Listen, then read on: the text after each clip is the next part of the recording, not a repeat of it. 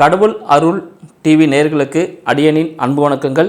நான் உங்கள் புருஷோத்தமன், சென்னையிலிருந்து. இன்று நம்ம என்ன விஷயங்கள்லாம் பார்க்க போகிறோம் அப்படின்னு பார்த்தோம்னா, சித்திரை மாதம். சித்திரை மாதம் பார்த்தீங்கன்னா, சித்திரைன்னு சொன்னதுமே எல்லாருக்கும் ஒரு மகிழ்ச்சி. ஏன்னா ஒரு வசந்த காலத்தின் தொடக்கம் அப்படின்னு சொல்லலாம். ஏன்னா இதுக்கு முன்னாடி இருந்த வருடங்கள், விஸ்வாவசு வருடங்கள், அதெல்லாம் பார்த்தீங்கன்னா நிறைய அன்பர்கள் பல விதமான உச்சத்தில் எட்டியிருக்காங்க. உச்சத்தில் இருந்த பல அன்பர்கள் கீழ்நிலைக்கு செல்லக்கூடிய ஒரு அமைப்பாக அந்த விஸ்வாவசு வருடம் இருந்தது. இப்போ நம்ம இருக்கக்கூடிய பராபவ வருடம் பார்த்தீங்கன்னா எல்லாருக்குமே ஒரு சாதகமான பலன்கள் தரக்கூடியதாக விளங்க போகுது அப்படின்னு சொல்லலாம். அப்போது இதுவரை இருந்த ஒரு நம்ம 12 ராசிக்காரர்களும் 27 நட்சத்திரக்காரர்களும் பார்த்தீங்கன்னா, நான் நிறைய கஷ்டப்பட்டேங்க, எனக்கு விடுதலை கிடைக்குமா, இல்லை நிறைய நான் சுப நிகழ்ச்சிகள் நடத்தணும்னு இந்த காலத்தில் பிளான் பண்ணியிருந்தேன், அதில் தடையாக இருந்தது அப்படின்னு காத்திருக்கக்கூடிய அனைத்து அன்பர்களுக்கும் இந்த பராபவ ஆண்டு ஒரு சூப்பரான பலனை தரப்பொழுது. இதில் பார்த்தீங்கன்னா நம்ம கிரகங்கள்லாம் எங்கே இருக்குது, நம்ம ஆண்டின் தொடக்கத்தில் இது பராபவ ஆண்டு அப்படின்னு சொல்லும்போது பார்த்தீங்கன்னா நம்ம தமிழில் 60 ஆண்டுகள் இருக்குது மொத்தமாக. அந்த 60ல் 40வது ஆண்டில் இப்போ நம்ம எல்லாமே அடியெடுத்து வச்சுருக்கோம். இந்த 40வது ஆண்டு தான் பார்த்தீங்கன்னா நம்மளுக்கு எந்த விதமான பலன்கள் தரப்பொழுது அப்படின்னு பார்க்க போகிறோம். இதில் என்னென்ன கிரகங்கள் எந்தெந்த இடத்துல இருக்குது அப்படின்ற விஷயங்களே ஆண்டின் தொடக்கத்திலேயே பார்த்தீங்கன்னா லக்னமே பார்த்தீங்கன்னா மிதுன லக்னமாக அமைஞ்சிருக்கு. லக்னத்திலே குரு பகவான் இருக்கார். மேலும் பார்த்தீங்கன்னா அதன் 3ஆம் வீடான சிம்மத்தில் நம்ம கேது பகவான் இருக்கார்.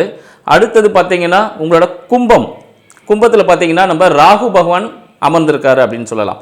மேலும் மீனத்தில் சனி பகவான், செவ்வாய், புதன், இவங்க 3 பேருமே இருக்கிறாங்க. எல்லாருக்கும் ஒரு பெரிய விஷயம் என்னென்னு பார்த்தீங்கன்னா, நம்ம சூரிய பகவான் பார்த்தீங்கன்னா இந்த வருடத்தின் தொடக்கத்திலேயே பார்த்தீங்கன்னா மேஷத்தில் தான் இருப்பார். மேஷத்தில் சுக்கிரனோடு இருக்கிறார். ஏன்னா மேஷத்துக்கு சூரிய பகவான் வரும் காலகட்டம் தான் இந்த மாத பிறப்பு அப்படின்னு சொல்லுவோம். இந்த மாதம் மே மாதத்தில் இந்த வசந்த காலம் ஸ்டார்ட் ஆக போகுது. அதனால் எல்லாருக்குமே ஒரு வசந்த காலமாக இருக்க பொழுது அப்படின்ற விஷயங்களும் இருக்குது. மேலும் இந்த சித்திரையில் என்ன விஷயங்கள் நடக்க பொழுது அப்படின்னு பார்த்தீங்கன்னா, பல பேருக்கு இந்த திருமணம் சார்ந்த விஷயங்களுக்கெல்லாம் பார்த்திங்கன்னா இந்த சித்திரைக்காக கொஞ்சம் வெயிட் பண்ணிட்டு இருப்பாங்க. சில நிகழ்வுகள் இருக்குது. மேலும் பார்த்திங்கன்னா இந்த கள்ளழகர் ஆற்றுல இறங்குறது, வைகை ஆற்றுல இறங்குறது மதுரையில் ரொம்ப ஃபேமஸான விஷயங்கள், அதுபோல் விஷயங்களும் இருக்குது. நம்மளோட தாயார் சரிங்களா மீனாட்சி அம்மாவுக்கு கல்யாணம் சரிங்களா, அதுவும் இந்த காலகட்டத்தில் தான் நடக்கும்.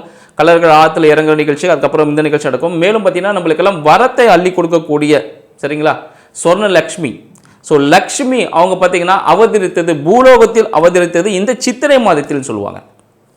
மேலும் சித்திரை மாதத்தில் வரக்கூடிய சித்திரை நட்சத்திரமும் பௌர்ணமியும் சேரக்கூடிய அன்றைய தினம் சித்ரா பௌர்ணமி. ஸோ சித்ரா பௌர்ணமினா நம்ம சொல்ல வேண்டாம், உலக புகழ் பெற்றதாக இருக்குது. நம்ம திருவண்ணாமலையில் பார்த்தீங்கன்னா அன்றைக்கி கூட்டம் பயங்கரமாக இருக்கும்.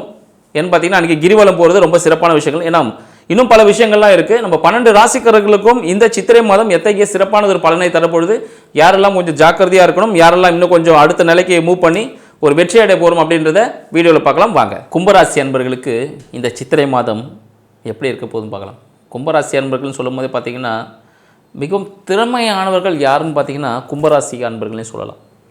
அவ்வளோ திறமையினர் கேட்டால் கண்டிப்பாக, ஏன்னா கும்பம்னு சொல்லும் போதே பார்த்தீங்கன்னா ஒரு குடுவை சரிங்களா, ஒரு தங்க குடுவை மாதிரி. ஸோ அதுக்குள்ளே எப்படி இருட்டாக இருக்கும். ஆனால் இருட்டுக்குள்ளே என்ன விஷயங்கள் இருக்குது. இப்போ வானது நைட் இருட்டாக இருக்கும்போது எப்படி இருக்கும், இல்லை நட்சத்திரங்கள் எல்லாமே இருக்கும், எல்லாமே தெரியும். அப்போ தான் அதோட வெளிச்சம் போட்டு காட்டக்கூடிய விஷயங்கள். இப்போ பகலில் சூரியன் எல்லாமே மறைச்சிருவார் அது எல்லாத்தையுமே. ஆனால் இருட்டில் பார்த்தீங்கன்னா ஒரிஜினாலிட்டி தெரிய ஆரம்பிக்கும். இந்த நட்சத்திரங்கள் மின்ற அழகு, நிலவு எல்லாமே தெரியும். அப்போ கும்பராசி அன்பர்களுக்கு பல திறமைகளுக்கு சொந்தக்காரர் யாருன்னு பார்த்தீங்கன்னா நம்ம கும்பராசி அன்பர்கள்னு சொல்லலாம். கும்பராசி அன்பர்கள் பார்த்தீங்கன்னா இந்த காலகட்டத்தில் எப்படி இருக்க போகுது சித்திரை மாதம் அப்படின்னு பார்த்தீங்கன்னா, புதிய முயற்சியில் ஈடுபட்டுகிட்டே இருப்பாங்க. இதை குடும்பத்தை அமைக்கணும், கல்யாணம் பண்ணணும் சரிங்களா, நல்ல ஒரு வருமானம் வேணும், இல்லை படிப்பு என்ன படிக்கலாம் அப்படின்னு ஒரு காலகட்டமாக இருக்கலாம். ஸோ இதுக்கெல்லாம் தீர்வு என்னென்னு பார்த்தீங்கன்னா, கும்பராசி அன்பர்களுக்கு இந்த காலகட்டத்தில் தாங்கள் விரும்பிய கல்வி கிடைப்பதற்கான காலகட்டம். இப்போ ப்ளஸ் டூஸ்லாம் எழுதிட்டு இருக்கீங்க, இல்லை ஏதாவது குரூப் எக்ஸாம் எழுதுறீங்கன்னா உங்களுக்கு நீங்கள் விரும்பிய பதவி கல்வி கிடைப்பதற்கான காலகட்டமாக இந்த காலகட்டம் திகழப்போகுது. கம்யூனிகேஷன் துறை சார்ந்த விஷயங்களில், இல்லை சினிமா சார்ந்த துறைகளில் விஷயங்கள் பார்த்தீங்கன்னா, இல்லை ஐடி துறை சார்ந்த விஷயங்கள் பார்த்தீங்கன்னா உங்களுக்கு சாதகமாக இருக்கக்கூடிய காலகட்டமாக இருக்குது. அக்கௌண்ட்ஸ் ரிலேட்டடான விஷயங்களும் உங்களுக்கு சாதகமாக இருக்கும். பேங்க் ரிலேட்டடான விஷயத்தில் ட்ரை பண்ணிங்கன்னா சூப்பராக இருக்கும். இந்த காவல்துறை சார்ந்த விஷயங்கள் பார்த்திங்கன்னா அந்த விதமான பணிகளை கொஞ்சம் தவிர்ப்பது நல்லது. காவல்துறை, இராணுவம் சார்ந்த விஷயங்கள் தவிர்ப்பது நல்லது. அது உங்களுக்கு அந்தளவுக்கு ஒரு ப்ராஃபிட்டில் ஒரு லாஸ் கொடுப்பதற்கான சான்சஸ் உண்டு. அதனால் அதில் போகாமல் நீங்கள் பேங்க் செக்டர், ஒரு அக்கௌண்ட்ஸ் ரிலேட்டடான விஷயங்கள், சிஏ, சார்ட்டர்ட் அக்கௌண்டன்ட், இது போல் துறைகளை தேர்ந்தெடுத்தால் மிக சாதகமான ஒரு படிப்பு உங்களுக்கு அமையும் சொல்லலாம். ஏன்னா ஃபியூச்சர் அதை பொறுத்து தானே இருக்குது. அப்போ சாதகமாக அமைத்துக்கான வாய்ப்புகள் உண்டு. கும்பராசி அன்பர்கள் புதிய முயற்சிகள் மூலமாக ஒரு விதமான விரயம் ஏற்படும். சரிங்களா? கும்பராசி அன்பர்களுக்கு புதிய முயற்சிகள் மூலமாக வேலையில் அழுத்தமும் விரயமும் ஏற்படுவதற்கான காலகட்டமாக இருக்குது. ஆனால் கும்பராசி அன்பர்கள் கண்டிப்பாக என்ன பண்ணும், புதிய முயற்சிகளை இந்த காலகட்டத்தில் அறவே தவிர்ப்பது நல்லது. கும்பராசி அன்பர்கள் என்னால் இது பண்ணிடுவேன் அது செஞ்சிருவேன்னு சொல்லிட்டு கற்பனையில் இருக்கக்கூடாது. சரிங்களா? வானத்தை வில்லா வளைச்சிருவேன், கடல் மண் எடுத்து கையில் திரிச்சிருவேன் அப்படின்லாம் பேசக்கூடாது யார்கிட்டையும். ஏன்னா வார்த்தைகளில் கண்டிப்பாக கவனமாக இருக்கக்கூடிய ராசி யாருன்னு பார்த்தீங்கன்னா நம்ம கும்பராசி. நீங்கள் சொல்லக்கூடிய சொல்களை அப்படி செயலாக மாற்றணும் பண்ணால் மாற்ற முடியாது. இந்த காலகட்டத்தில் அவப்பெயர் வருவதற்கான வாய்ப்புகள் உண்டு.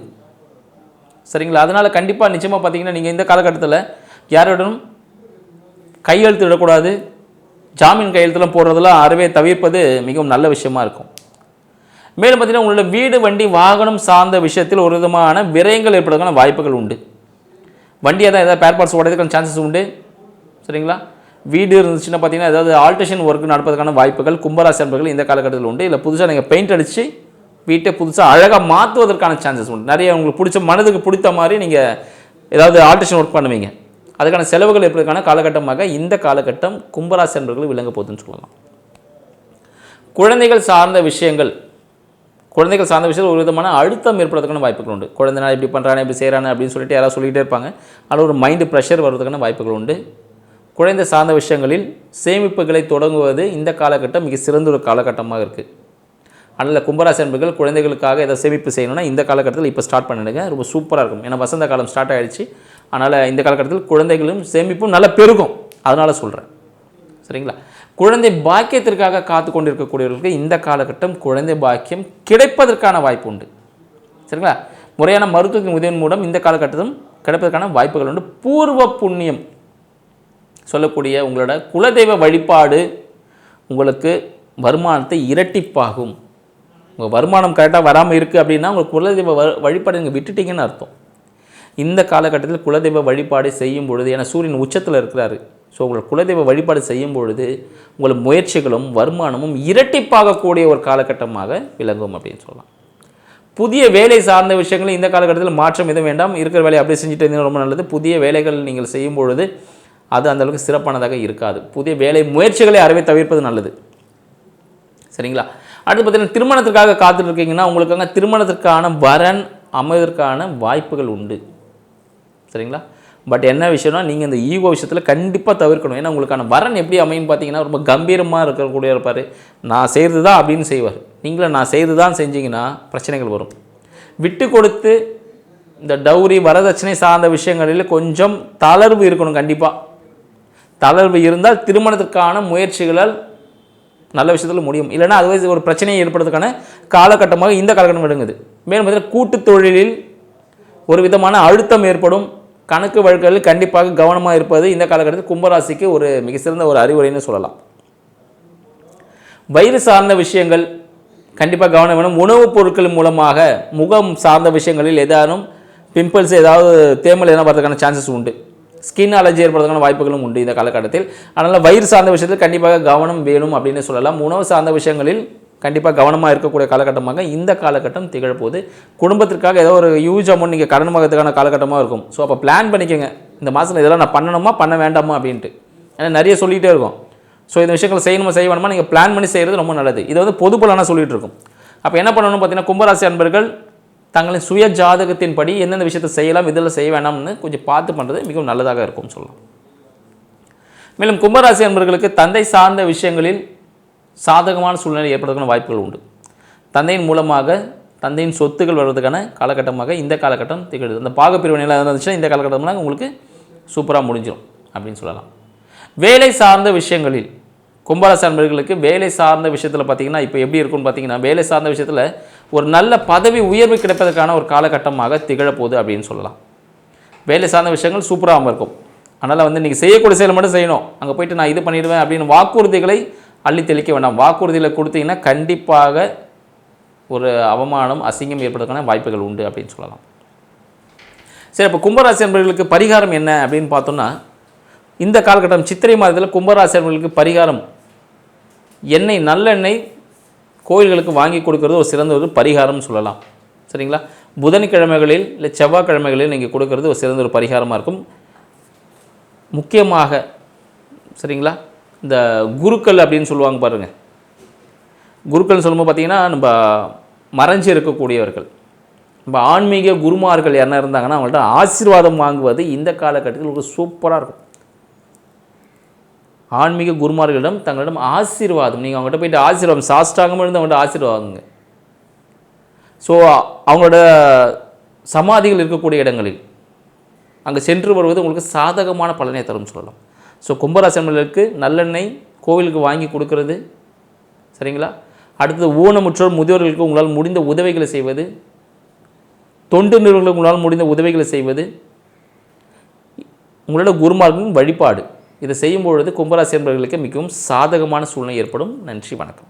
கடவுள் அருள் டிவியை பார்த்தமைக்கு நன்றிகள். மேலும் இது போன்ற தகவல்களை தெரிந்து கொள்ள கடவுள் அருள் டிவியை சப்ஸ்கிரைப் செய்யுங்கள். மறக்காமல் பெல் ஐக்கானை கிளிக் செய்யுங்கள்.